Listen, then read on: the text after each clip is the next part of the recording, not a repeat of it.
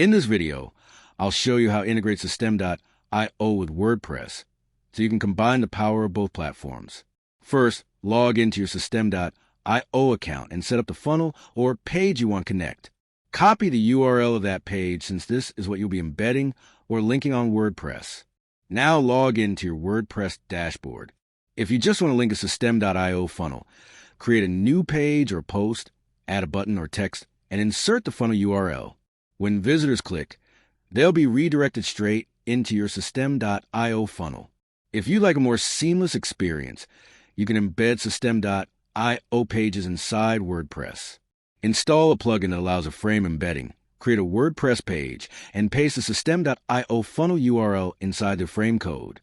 This way, your System.io funnel looks like it's part of your WordPress site. For email integrations, System.io already manages your list, but you can also use forms. Create an opt-in form in System.io, copy the embed HTML, and paste it into a WordPress page using the custom HTML block. Any lead who signs up will go directly into your System.io contacts. That's how you integrate System.io with WordPress. Subscribe